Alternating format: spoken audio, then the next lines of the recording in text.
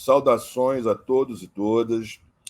Hoje é dia 20 de dezembro de 2023. Nós estamos aqui dando início à gravação do vídeo 2 de uma série de estudo, né, que eu estou fazendo, que eu estou construindo, em cima do livro do Edward Bernays, chamado Propaganda: Como Manipular a Opinião na Democracia. Aqui no canal, no portal Fio do Tempo, nós já temos o vídeo 1 gravado, né, com o título Organizando o Caos, Propaganda. Né? E esse aqui será o vídeo 2, né, o título Organizando o Caos, a Nova Propaganda. Né? Antes de apontar os caminhos, né, que eu estou tomando aqui para fazer essa análise, eu queria colocar aqui em tela como é que eu organizei a sequência dessa leitura. Né? Eu vou colocar aqui o sumário só para vocês verem qual é a lógica que eu sigo aqui para os títulos, inclusive. Né? Então, essa aqui é a página do sumário. Vocês podem ver que Organizar o Caos, né? Eu coloquei o nome da série como Organizando o Caos, é o nome do primeiro capítulo,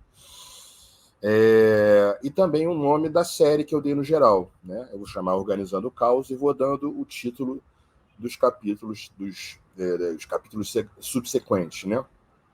Esse aqui de hoje é a Nova Propaganda. Né? Os vídeos 3, 4, 5, por aí, até o fim, eles vão seguir os títulos que estão aqui: Novos Propagandistas, a Psicologia das Relações Públicas, Negócio Público, Propaganda e Liderança Política. Né? Pois bem, lembrando, quem está vendo pela primeira vez aqui e olhando já o segundo vídeo, né, quem foi o Edward Bernays? Ele foi um comunicador, né, um estudioso da propaganda e marketing, que criou essa área das relações públicas. Né? Ele era sobrinho do Sigmund Freud, do médico neurologista, e também sobrinho do Jacob Bernays, né? o filólogo, professor muito conhecido. Inclusive, ele foi referência para Nietzsche, entre outros e tal. O Bernays foi um teórico e um prático, um estrategista de propaganda muito importante no desenvolvimento das técnicas de propaganda de massa, tanto sobre o ponto de vista comercial, né, empresarial, como do ponto de vista político nos Estados Unidos da América, desde a década de 20, aproximadamente, do século passado, até aproximadamente a década de 80, quando ele já estava com uma idade bem avançada, né? E aí ele já estava mais, digamos assim, devagar nos seus trabalhos. Né? O Bernays viveu 103 anos, né? Ele nasceu em 1892, se eu não me engano, e foi até 1995. Né? E eu vou mostrar aqui agora a foto dele, a imagem dele. Essa aqui é uma imagem dele já com os seus 80, 90 anos, curioso, né?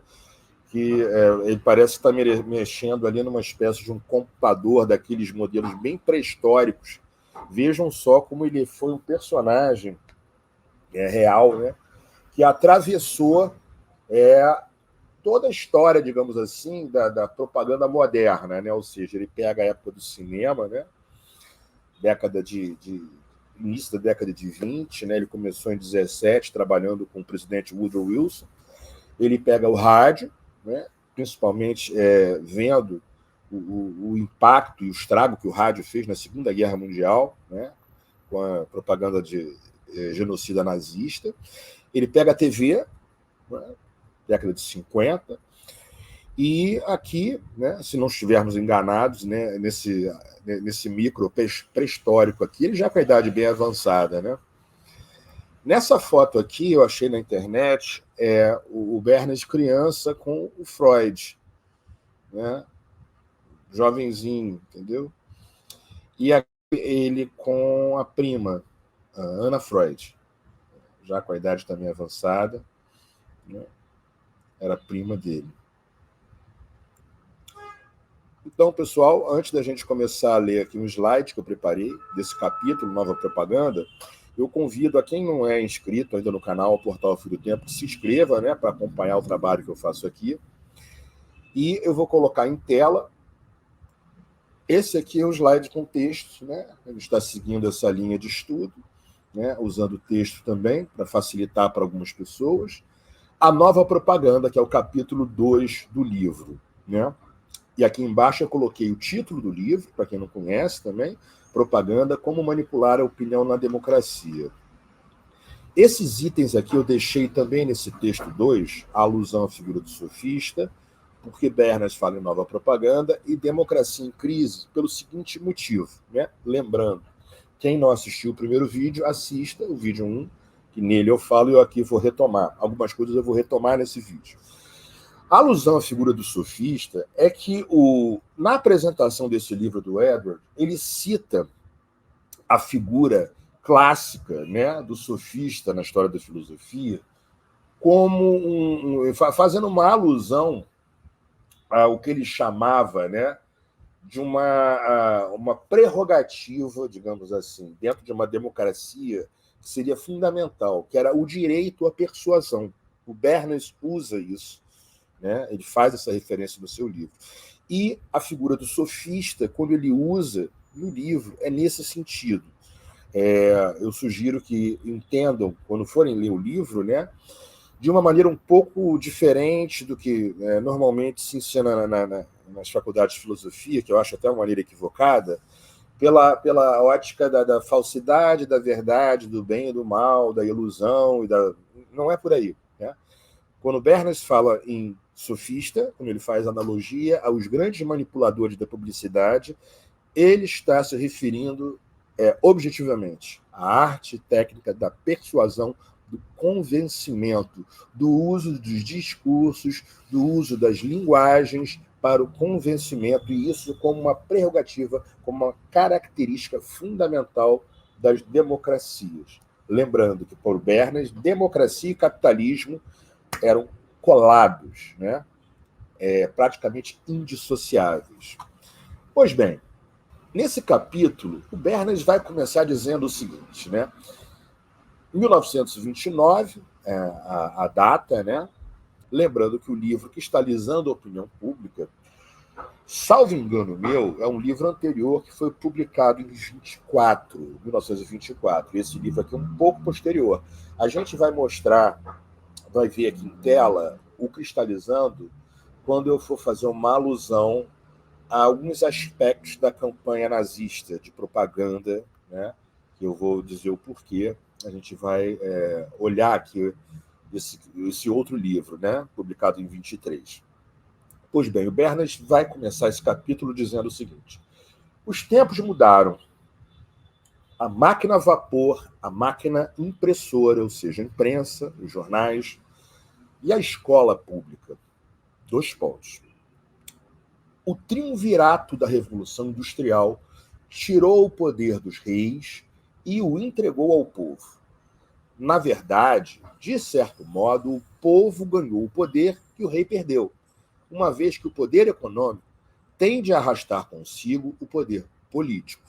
História da Revolução Industrial testemunha como que esse poder passou das mãos do rei e da aristocracia para a burguesia. A possibilidade das escolhas dos governantes pelo voto, sufrágio universal, e a escolaridade reforçaram essa tendência. E até a burguesia começou a temer as pessoas comuns. As massas prometeram se tornar rei. Porém, hoje, vemos a reação. Parênteses, né? Uma reação que vai atingir em cheio, digamos, essa pretensão. A pretensão das massas de tomar o poder, uma vez que, como o Bernas aponta, no ponto de vista dele, né, essa mudança para uma paisagem da democracia, né, em que o rei não manda mais, o rei não vai mais dizer, né, como você vive, como você vai morrer. Né? Ao invés disso, a sociedade se organiza através de escolhas por voto, sufrágio universal, e com isso a massa ela passa, inclusive, podendo usufruir de escola pública, né, e usufruir de meios de comunicação, digamos, de massa, a deter um poder que então ela não tinha. Mas vamos ver as complicações que o Bernays aponta para essa mudança, né? Ele vai dizer o seguinte, né? A minoria, né? E aí eu sugiro, botei em parênteses, que vejam o episódio 1. Né? Eu vou até fazer uma pequena pausa aqui rapidinho. Quando o Edward fala em minoria, e é importante que vocês assistam o episódio 1 para poder, né, acompanhar comigo a sequência desses vídeos, ele já está se referindo, o que ele vai explicar ao longo do vídeo, numa certa elite. Né? Ele não, a minoria, no caso do Edward Bernays, quando ele fala, não se refere apenas a quem detém o poder de fato, que é o alto empresariado, quem detém a grana, né? Quem tem o poder.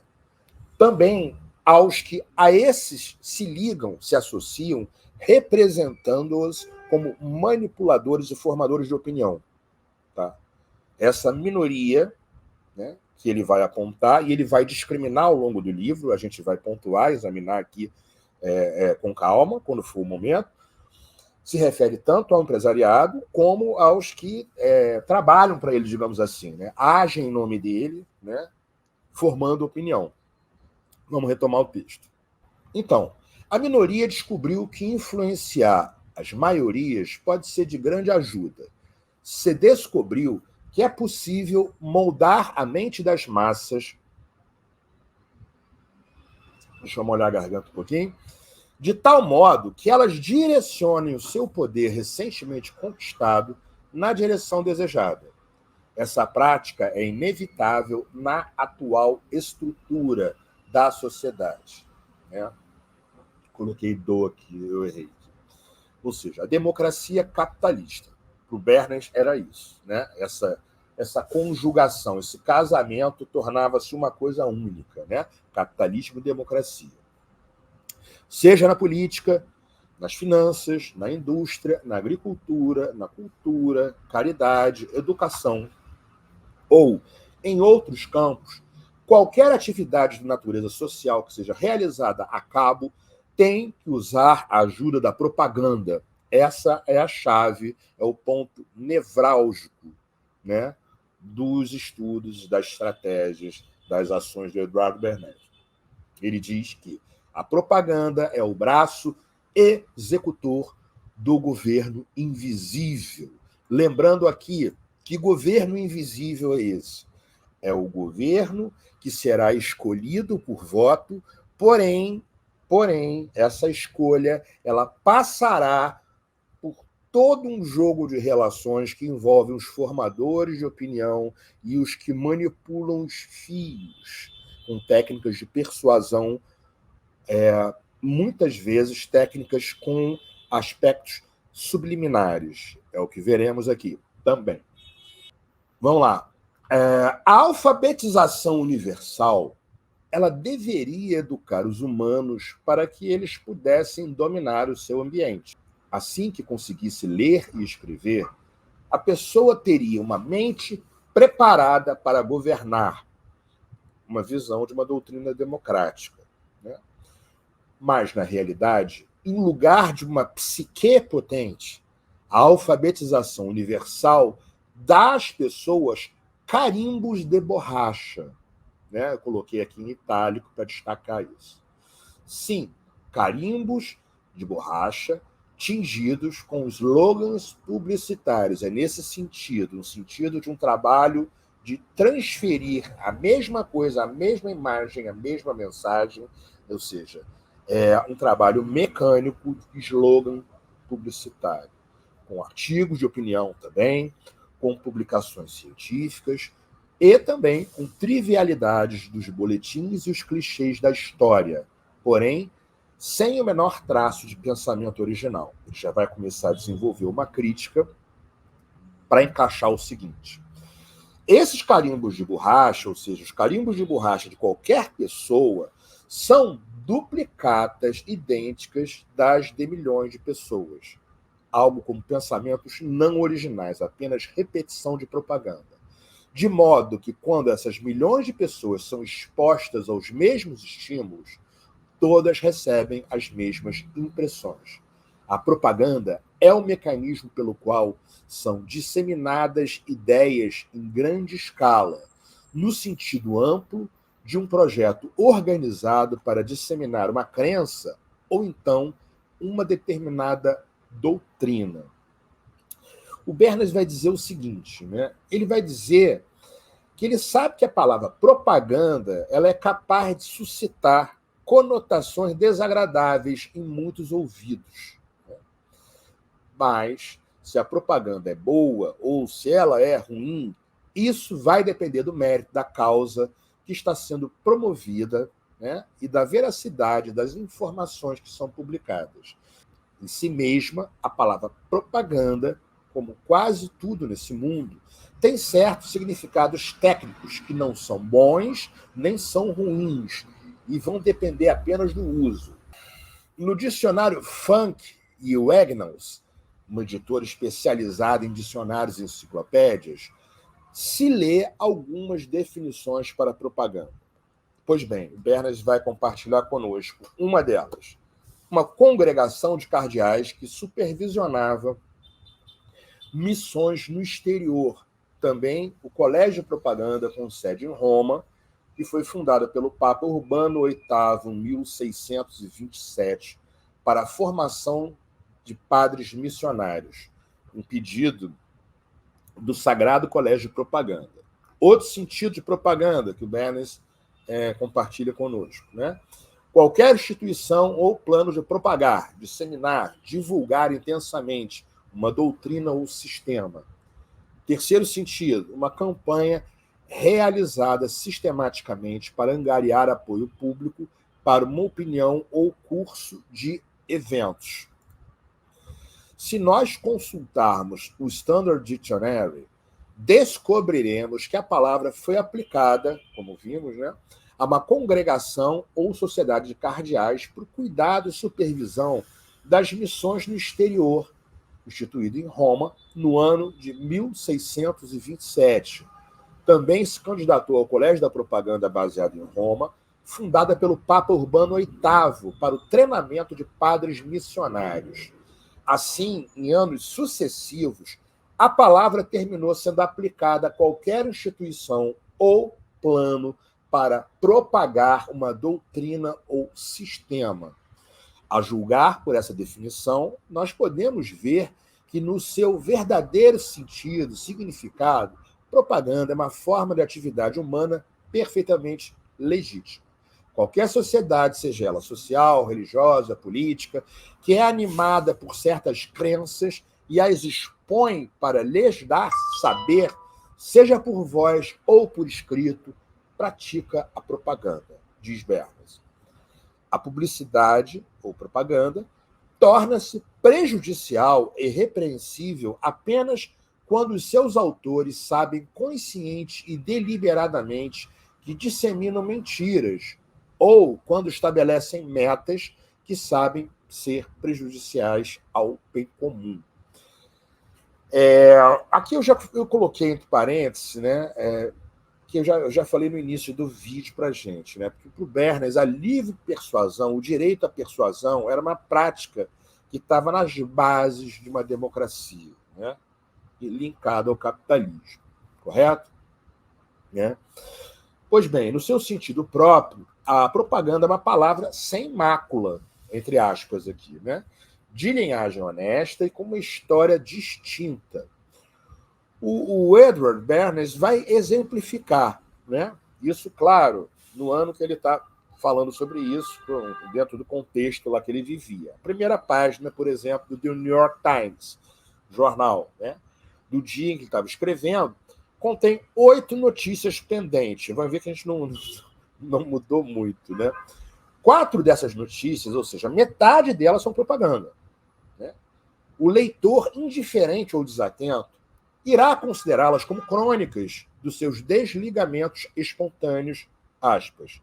Mas elas são o quê? Elas são manchetes como estas aqui, aspas. 12 nações advertem a China sobre a necessidade de reformas reais se ela quiser ajuda. Ou então, o nosso padrão de vida é o mais alto da história, diz o relatório Hoover.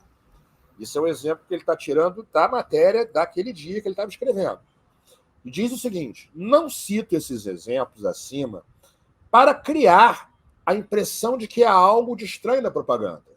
Eu faço isso porque eu quero mostrar que a direção narrativa que se dá aos acontecimentos é muito consciente e que por trás desses mesmos acontecimentos, pessoas com grande influência na opinião pública estão sempre ocultadas.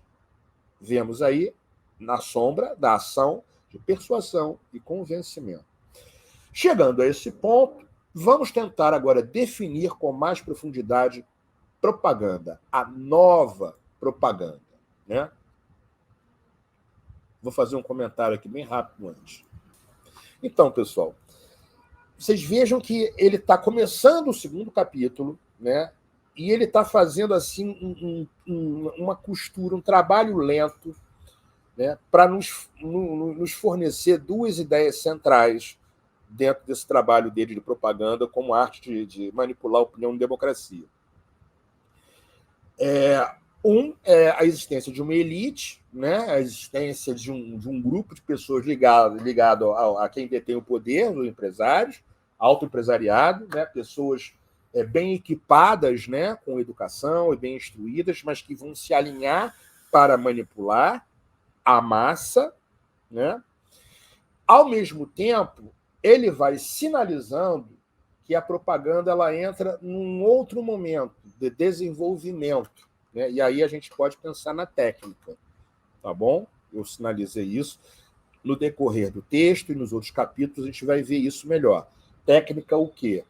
Bernays é um cara que ele teve essa fortuna de pegar cinema, rádio, TV e internet, a cibernética a computação, já no fim de vida, né?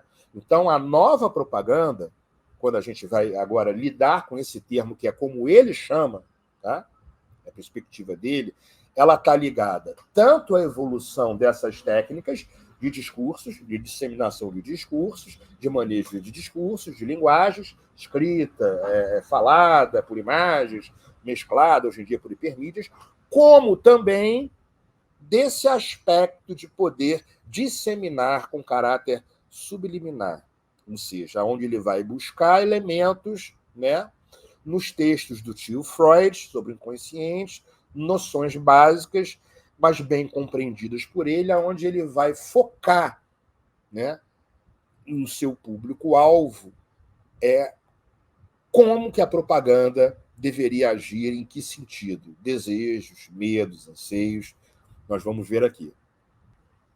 Então, agora, nessa parte do texto, o Bernays já vai começar a dar a definição de propaganda, que é o de nova propaganda, ou seja, desse tipo de propaganda, aonde vai se mesclar esses conhecimentos novos, essas estratégias novas, acompanhando a evolução da técnica, né, que no curso da vida dele, ele vai aperfeiçoando conforme ele vai podendo contar, né, com cinema, como ele fez, com rádio, com TV e com a própria cibernética na sua nascente, né?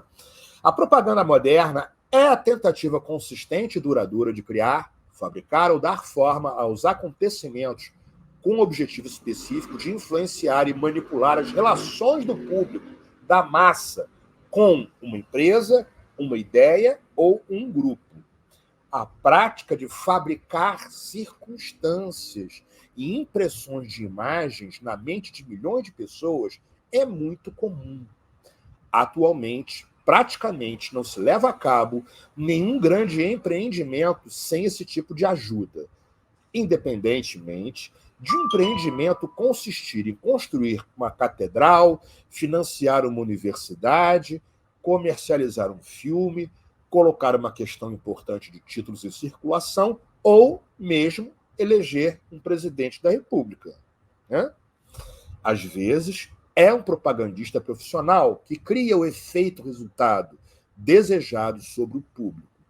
Em outros, é um torcedor apaixonado, não profissional, que se encarrega desse trabalho. O importante é que a propaganda seja universal e contínua, e que se estabeleça com a imposição de uma disciplina na mente, tanto quanto um exército reforça a disciplina sobre os corpos dos seus soldados. Exemplo. Ele vai pegar um exemplo, quer dizer, ele dá vários exemplos, tá, gente? Eu escolhi esse aqui porque isso retorna nesses nossos dias, né? Em que há uma disseminação de medo que vai desembocar em ódio, essa é a leitura que eu tenho, né? Não é uma disseminação de ódio, né?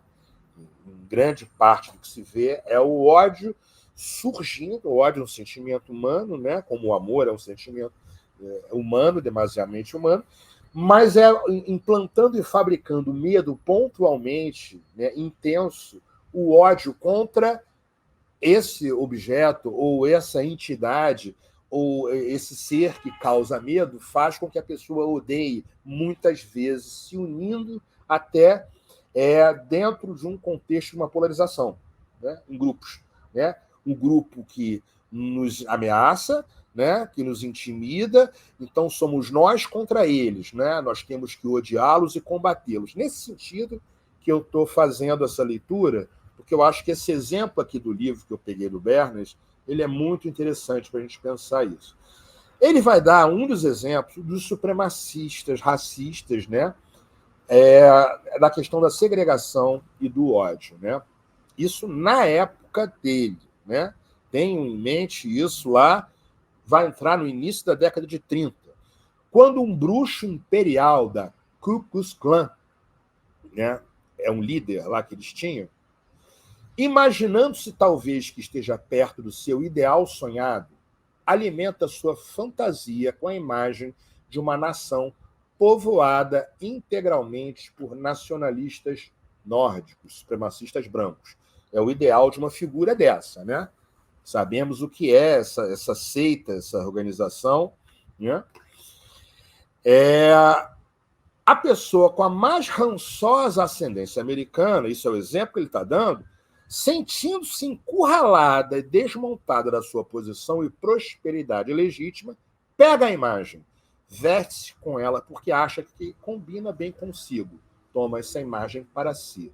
Essa pessoa compra a roupinha do lençol, da fronha, e se reúne com os seus pares, que são contados aos milhares, até formar um grupo tão grande e poderoso que seja capaz de decidir eleições estaduais, de colocar símbolos em uma convenção nacional. Veja bem, antes de comentar o parênteses, o Bernays pegou um exemplo real lá da época dele, que é essa seita, organização de supremacistas, né, racistas, brancos, né, ele usa os exemplos aqui, a identificação, né, como um movimento de aglutinação de pessoas em torno, inclusive, da imagem. Né? Ele vai fazer até uma certa ironia, né? A roupinha do lençol e da fronha, mas aquilo com uma força tão grande que a pessoa é capaz de comprar, né, e se identificar através daquele símbolo ali, fazendo parte de algo que é capaz, inclusive, de desembocar em eleições estaduais. Né? A gente vê a política aí, a questão da manipulação daquelas mãos invisíveis, né, que vão desembocar na escolha pelo voto. O Bernays ele vai aludir, então, ao papel desempenhado pelo segundo. Na época, o exemplo usado por ele era um cara na hierarquia que era abaixo do grande líder da Ku Klux Klan, né, na política americana da década de 20. Né? Naquela época, havia mais de 4 milhões de membros dessa galera que eram liderados por um sujeito chamado William Simmons. Essa organização secreta, ou seita, né, supremacista, que dominava a administração em alguns estados do Sul, afirmava a supremacia da raça branca e aterrorizava quem quer que fosse que não se conformasse com, aspas, modelo nórdico protestante. Ou seja, aterrorizava negros, judeus, católicos, todos que não se enquadravam naquele ideal semi-delirante, mas perigosíssimo, né, da perfeição que eles construíram para eles. Né? Essa organização teve influência decisiva na Convenção Democrata, que escolheria o seu candidato à eleição presidencial em 24. Isso aqui é um dado histórico, então, que o Bernays está dando lá do país onde ele morava. Ele não era nativo. O Bernays era austríaco, mas morou lá desde pequenininho, né, quando ele foi levado para lá com a família. Né? Pois bem, vamos lá. A propaganda altera as imagens mentais que formamos do mundo, é o subcapítulo dessa parte do livro. Ele vai dizer o seguinte: o governo dos Estados Unidos da América e muitas das suas organizações patrióticas desenvolveram uma técnica nova aos olhos da maioria, da massa, do público, que até então estava acostumada a uma propaganda que se limitava a solicitar aceitação pública. Veja bem, agora vai entrar uma alusão que ele vai fazer a essa subida de prateleira, vamos dizer assim, né? Do poder de alcance da linguagem que ela vai alcançando com o desenvolvimento da técnica. Olha o que ele vai dizer. Durante a Primeira Guerra, né, não apenas o indivíduo isoladamente foi assediado propagandisticamente por todos os meios, visual, gráfico e auditivo, marco aqui já o surgimento do cinema, para recuperar o seu apoio à pátria, mas também alcançou a cooperação dos homens-chave em cada grupo, pessoas para quem uma palavra bastava para que transmitissem a sua autoridade a centenas, milhares ou centenas de milhares de seguidores. Eu coloquei aqui para fazer um comentário que o Andrei Coríbico, no livro Guerra Híbrida, das Revoluções Coloridas aos Golpes, ele faz sobre o Edward Berkner. Eu vou fazer aqui esse comentário, vou improvisar isso aqui, deixa eu tirar isso aqui. Pois bem, pessoal, nesse trecho, tenham em mente o seguinte: o Edward trabalhou naquela comissão Creel com o Woodrow Wilson, fazendo uma campanha na Primeira Guerra Mundial. Tá? Qual campanha? Foi dele a ideia, ou deles, né? O Berkner seguia as ideias do Walter Lippmann, que era também um pensador, um teórico político estadunidense, lá muito importante para eles, da fabricação de consentimento, engenharia de consentimento, né, construção de consenso, de que deveria-se, e eles conseguiram, convencer a população estadunidense a entrar na Primeira Guerra, porque a priori eles não queriam, a princípio eles não queriam isso. E a ideia a ser vendida nessa linkagem com os europeus foi de que os Estados Unidos levaria para a Europa a democracia, ou seja, a ameaça, o medo, né, da barbárie, né, o medo da violência, da guerra, da selvageria, poderia ser aplacado, minorado, no momento que a democracia é levada para lá. Enfim, isso aí foi construído. Eu estou fazendo aqui falando super resumidamente, mas eles fizeram propagandas, né, trabalharam em cima e conseguiram. Né? Então, assim, as associações também ofereciam automaticamente o seu apoio comercial e patriótico às irmandades, aos grupos sociais ou locais, cujos membros extraíam as suas opiniões aos seus líderes e porta-vozes habituais de jornais que costumavam ler e acreditar. Eu coloquei aqui uma observação. Posteriormente, a campanha de 29 da American Tobacco Company. Um exemplo que eu botei, uma observação para lembrar, que eu falei no vídeo 1.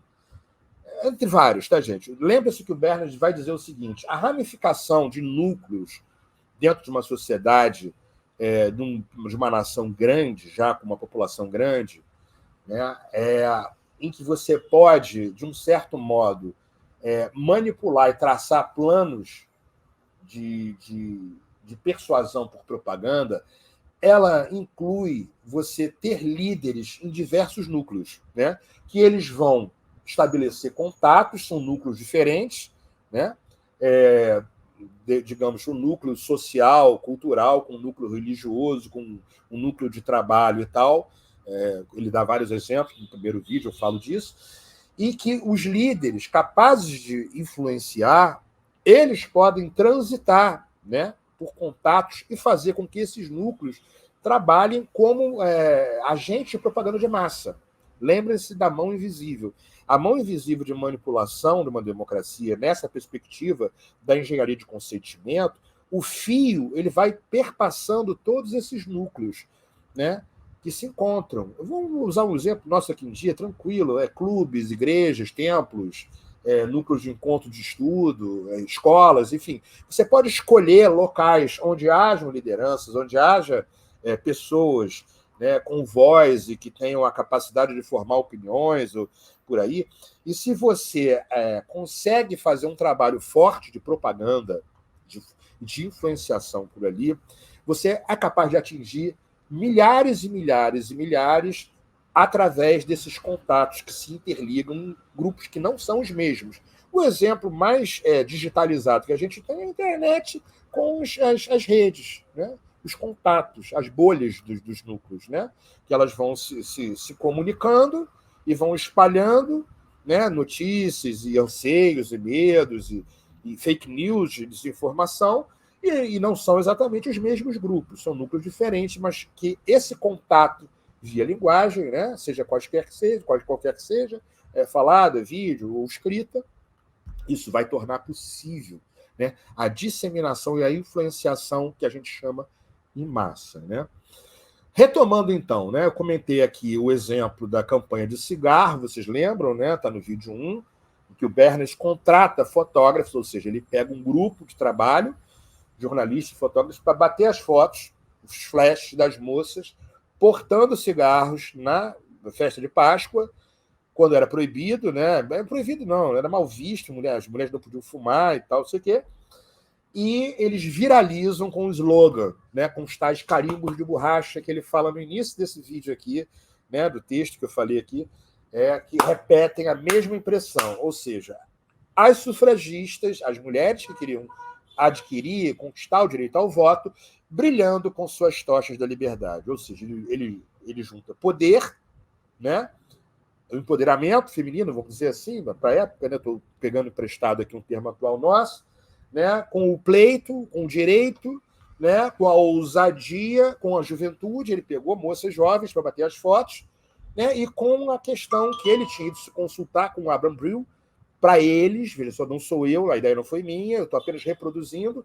O psicanalista Abraham Brill fala, olha, tem uma questão fálica no cigarro que você pode aproveitar com a tocha da liberdade. Né? Então você pega ela portando cigarro e tal.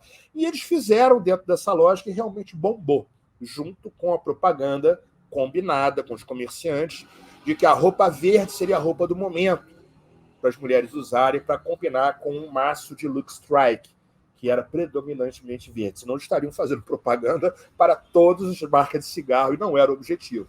Né? A Tobacco Company, havia contratado eles para uma marca só. Né? Então ele vai retomar o seguinte, né? Aqui a gente parou aqui. Ao mesmo tempo, os manipuladores da opinião patriótica, Primeira Guerra, lançam mão de clichês mentais, hábitos, inclinações emocionais do público para produzir reações coletivas contra atrocidades, o suposto terror e tirania do inimigo. Era de esperar que, depois da guerra, essas mesmas pessoas inteligentes se perguntariam se não era possível aplicar técnicas semelhantes aos problemas da época da paz. Muita atenção nisso aqui. Eu vou até repetir, porque lá na frente vou fazer um comentário que isso vai ser retomado, esse aspecto, tá, gente? Esse aspecto da técnica de propaganda pelos nazistas. O Bernays vai falar o seguinte, olha só, também, né, quando o manipulador de opinião patriótica, a campanha da Primeira Guerra que ele participou, lança mão de clichê mental, hábitos, inclinações emocionais do público para produzir reações coletivas contra atrocidades, suposto terror e tirania do inimigo. Ele está se referindo a uma campanha que foi feita, tá? Então, Primeira Guerra, não é Segunda Guerra, né? De mostrar os alemães como bárbaros, assim, totalmente a barbárie, né? Assim, o terror total para insuflar, né, através de um medo na base, mas o ódio e uma gana de luta. Ele está falando isso. Clichês mentais, hábitos, inclinações emocionais. Muita atenção aqui. Eu não estou fazendo defesa, nem estou fazendo ataque. Eu estou me detendo tecnicamente na descrição que ele faz, técnica de uma propaganda, né, de disseminar uma imagem terrível, né, de um inimigo, a tirania do inimigo, para que esse possa ser combatido, ou seja, para que a massa, né, se consiga a aceitação pública de que é necessário combater aquilo. Ele está dando esse exemplo aqui somente, é da Primeira Guerra Mundial. Né? A pergunta que ele vai se fazer, e essa é a chave, né, que faz com que o Edward ele saia, pelo meu ponto de vista, né, ele não era um teórico da guerra, da morte, não. Ele vai usar isso, né, para entrar na Primeira Guerra, os Estados Unidos da América e tal, a massa aprovar a entrada, ele vai usar esse tipo de propaganda para se perguntar se é possível aplicar esse tipo de propaganda indo, não, digamos assim, no que há de mais basal, profundo, subliminar na mente do público-alvo. Será possível fazer o reverso, ou seja, no momento de paz, poder trabalhar isso também, ao invés da guerra? Essa é a questão que ele se lança naquele momento, né? Nesse capítulo do livro, ele vai reforçar isso.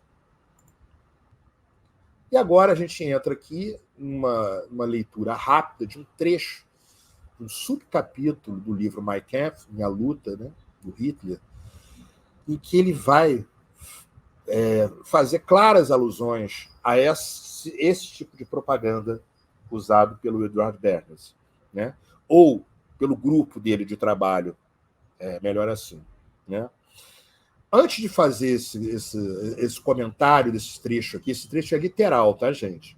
Eu recomendo que leiam. Eu sei que é um livro que ele andou já proibido, mexe com barbárie, né? É um manual de psicopatia, do meu ponto de vista e tal, mas assim, eu li todo, né? Eu tenho aqui salvo em PDF, eu tenho inclusive em alemão, em inglês, em espanhol, em português. Recomendo que as pessoas leiam para que possam pensar, né, comparando com outras obras que lançaram luz, né, sobre esse tipo de ideologia supremacista.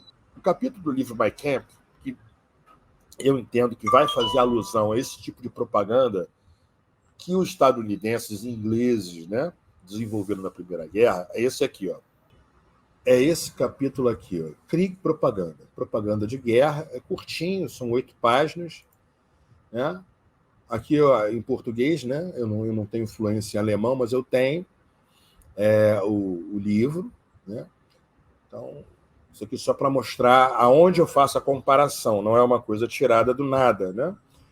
Eu faço uma comparação dessa passagem desse livro, né, do Hitler, com o que o Bernays diz naquele trecho. Então, vamos voltar aqui para a gente poder analisar no texto do Edward. Mais uma coisa. Na edição em francês que eu tenho, do Propaganda, Como Manipular a Opinião na Democracia, do Bernays, eu coloquei isso aqui para mostrar também a fonte. Pessoal, esse livro eu vou poder deixar na descrição para download, ele está aí na internet, a pessoa clica e baixa, tá? Quem quiser. Há uma alusão aqui no prefácio, quem escreveu é Norman Baileron, né?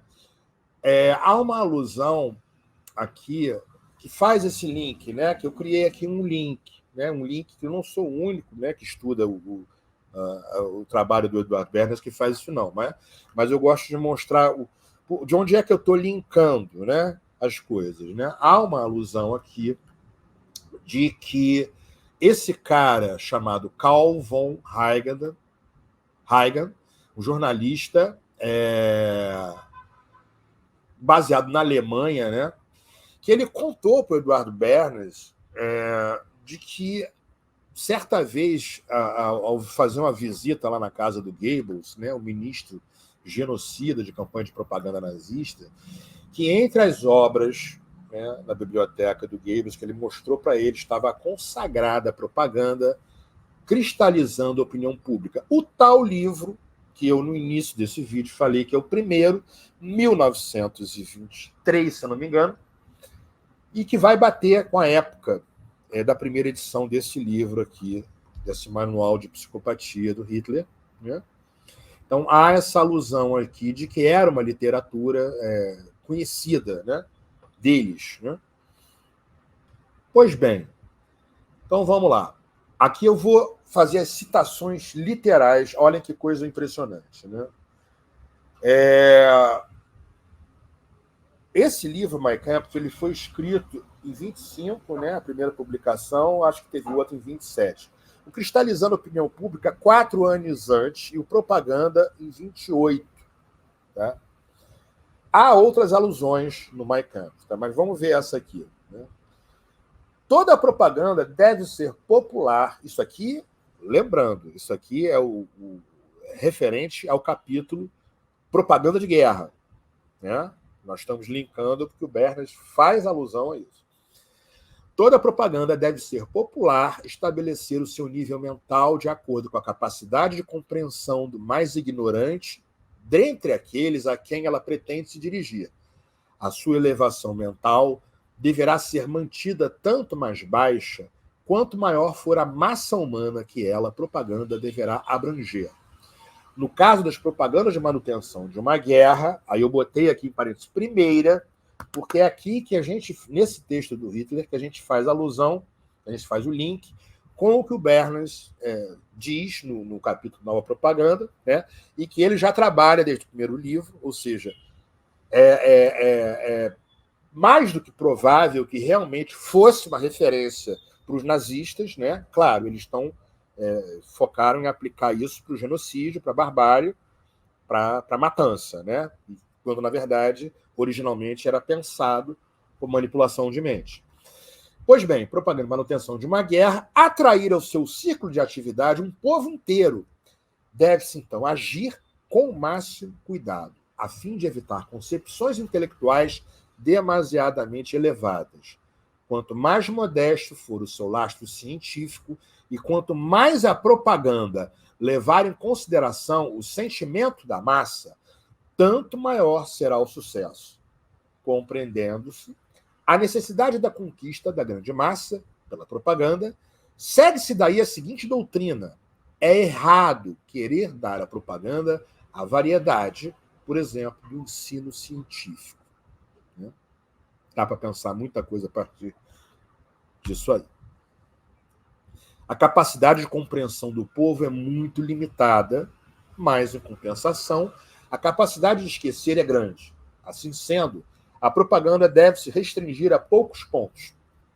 Esses deverão ser valorizados como estribilhos, palavra, frase, expressão ou bordão a ser fixado e repetido, até que o último indivíduo consiga saber exatamente o que representa esse estribilho. Gente, muito de acordo com fake news, com esse modelo, vou fazer uma pausa aqui, mas eu não vou tirar da tela, que na série Reagindo à Máquina do Caos, que é uma outra que eu trabalho aqui para mostrar o quanto que na aurora das redes, das plataformas, das mídias sociais, foram usados elementos de psicologia comportamental para influenciar as pessoas. Vejam como é impressionante, como isso aparece com muita força no mundo digital, já com algumas startups e plataformas que vão usar, né, esse tipo de recurso, só que assim com tecnologia de ponta digital, né, para fazer chamadas sensacionalistas, né, usando receita algorítmica, né, para captar tempo e atenção do público, tudo usando justamente esse tipo de, digamos assim, de receituário, né, específico para lidar com um público muito grande na hora de fazer uma propaganda específica simples, evitando a coisa mais aprofundada, que seria, como vimos aqui, uma coisa mais científica. Né? Pois bem, palavra, frase, expressão, bordão a ser fixado até que o último indivíduo consiga saber exatamente o que representa esse estribilho. Quanto mais importante for o objetivo a se conseguir, tanto mais certa psicologicamente deve ser a tática a empregar. Por exemplo, foi um erro, ou é um erro fundamental, querer tomar o inimigo ridículo, como o fizeram jornais humorísticos austríacos e alemães. Aí é uma alusão que Hitler faz, fazendo uma crítica na Primeira Guerra, tá? E a gente faz o link com a propaganda que a Primeira Guerra, os estadunidenses e ingleses fizeram dos alemães como bárbaros. De novo, gente, esse livro é a Minha Luta, mas não é a Segunda Guerra Mundial. É a Primeira Guerra que estamos analisando essa virada que a propaganda ela deu uma virada, ela foi usada para genocídio aqui, mas ela depois, na mão do Bernas, ela vai ser usada para o capitalismo, manipulação das massas, para construir aquela sociedade de consumo que nós importamos, né, para o Brasil e tal.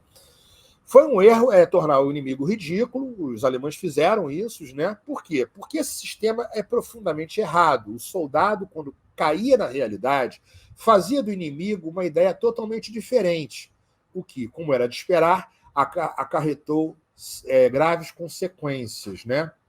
Sob a impressão imediata da resistência do inimigo, o soldado alemão sentia-se ludibriado por aqueles que o tinham orientado até então. Em vez de um aumento da sua combatividade ou mesmo resistência, dava-se o oposto. Em contraposição, a propaganda de guerra dos americanos e ingleses era psicologicamente acertada, ou seja, o Hitler, no caso, está fazendo uma alusão praticamente direta, né, ao que desenvolve Eduardo Bernet.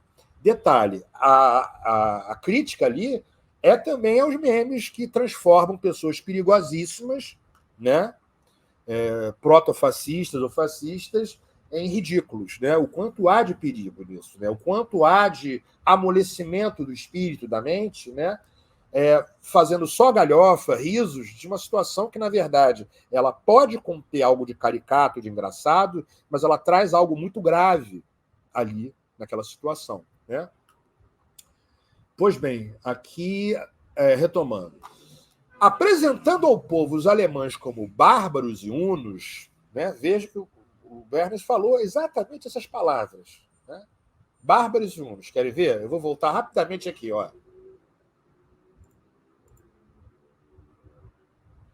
Aqui. Essa aqui é o Bernas, tá? Do livro dele. Ao mesmo tempo, os manipuladores da opinião patriótica, Primeira Guerra, lançaram mão de clichês mentais, hábitos e inclinações emocionais do público para produzir reações coletivas contra a atrocidade, o suposto terror e tirania do inimigo. É essa passagem aqui. Né? Bárbaros e que ele alude aqui quando vai citar, né, a apresentação dos alemães como selvagens completos na Primeira Guerra. Essa propaganda da Primeira Guerra preparou o espírito dos soldados ingleses, estadunidenses, para os horrores da guerra. Claro, gerou medo, com o medo gerou o ódio para a luta, para a guerra, para destruir aquele inimigo tão terrível, ajudando assim a preservá-los de decepções.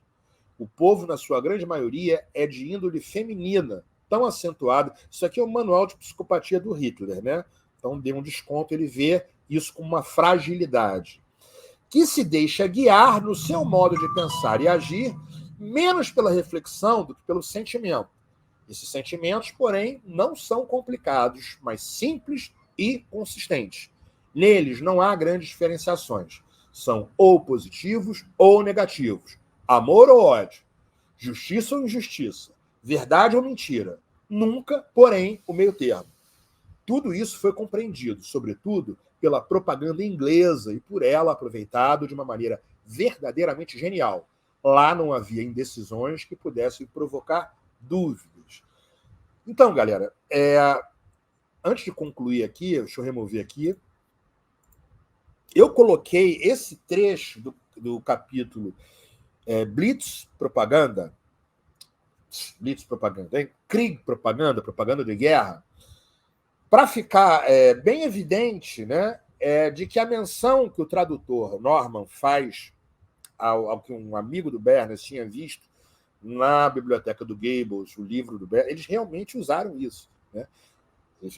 Toda descoberta pode ser torcida, pode ser deformada. Eles usaram isso para campanha de massa, para disseminar o medo, disseminar o ódio, para manipular, enganar, influenciar e tal. Então, essa passagem, principalmente esse capítulo desse livro, do Minha Luta, do Propaganda de Guerra, né, do Krieg Propaganda, que vai estar ligado à nova propaganda dessa passagem que o Bernas faz alusão. Vamos, então, para a conclusão. Pois bem, concluindo, né? O Eduardo Bernet incorporou às suas ideias a perspectiva do Walter Lippmann, era o outro teórico que eu já falei no vídeo 1, novamente aqui, né, um cara que era um conhecedor de política estadunidense, muito importante, e foi o cara que criou essa ideia de fabricar o consenso. Né? Depois o Bernays vai aprofundar e até aperfeiçoar isso. O Bernays incorporou as ideias do Walter Lippmann de que a opinião pública, que é o título de um livro do Lippmann, é controlada e dirigida por rótulos, estereótipos e preconceitos que se evidenciam em campanha de propaganda. Assim como Lippmann, o Bernays notou que no mundo moderno as pessoas tendem a não conhecer o mundo por intermédio da experiência direta. Né? As pessoas elas não vão testar, vivenciar, conferir, mas sim através da mídia ou das mídias propaganda. Lembra do Bernays fazendo aquela imagem bem simplesinha, né? Imagina se todo mundo tivesse que ir no mercado, né, para provar o macarrão num pacote ou pegar uma latinha de creme de leite, se é bom ou não. A propaganda ela vai simplificar, ela vai massificar a informação, né, e o conceito dado a determinado objeto, e aí na sociedade democrática, capitalista, de consumo. Né? E isso vai se espraiando, se disseminando, se espalhando para outros campos também. Né? É de Lippmann a ideia de que a propaganda é capaz de agir como um filtro entre o real e a percepção do público sobre a chamada realidade. Aspas, a mídia fabrica imagens em nossas mentes. Essa é a imagem. Né? E é baseando-se nisso que o Bernays irá sustentar que a propaganda age como braço executivo do governo invisível.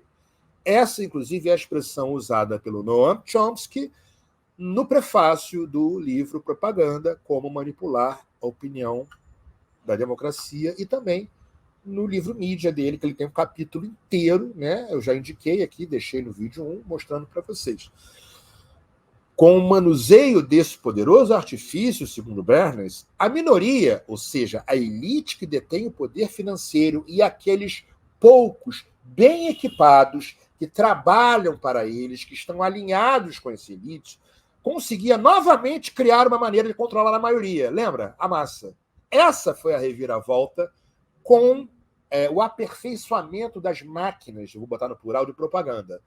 Com o declínio do rei, o povo ganha força, escola pública, imprensa, revolução industrial. Porém, com a tecnologia de propaganda, né, com as tecnologias, ao retorno disso, usando, né, esse artifício humano aqui, que é a mão, o braço executivo invisível, formado por cabeças pensantes, de um certo modo, formadores de opinião, que trabalham para essa elite que detém o poder, que é o poder que o Bernays vai dizer que é o poder do dinheiro. São empresários, é o poder econômico. Ele fala claramente, todos os livros dele, isso. A nova propaganda não se preocupa apenas com a mente individual ou coletiva, mas também e especialmente se preocupa com a anatomia da sociedade, com as suas formações e lealdades grupais entrelaçadas. Ela, propaganda moderna, concebe o indivíduo não apenas como uma célula do organismo social, mas como uma célula organizada na unidade social. Basta tocar uma fibra no ponto sensível para obter uma resposta e efeito imediato de certos membros específicos desse organismo. Ou seja, organismo formado por células que entram em contato. Vê como isso se aproxima assim muito com vários pensadores e pensadoras, depois vão trabalhar, claro, mais eu estou fazendo um resumo, a ideia de conexões rizomáticas, por exemplo, né? Ou mesmo a ideia da disseminação de discursos simples, como a gente vê nas teorias baseadas em psicologia comportamental, que os CIOs das redes, né, das plataformas, das mídias sociais usadas nas plataformas de rede social, lançaram mão desde aproximadamente 2005 para como está hoje em dia a coisa. Pessoal, então a gente está chegando aqui ao fim, né, desse vídeo 2, né, Organizando o Caos, nova propaganda, da série do Edward Bernays, do livro Propaganda, como manipular a opinião na democracia. Eu peço que você se inscreva aqui no Portal Fio do Tempo e conheça o trabalho que eu faço aqui, independentemente se você vai gostar, dar like, não dar like, eu não me importo com isso, mas que você se inscreva para assistir, para conhecer o trabalho, tá? E a gente vai ficando por aqui e a gente se encontra no próximo vídeo, tá bom? Um forte abraço em todos. Até!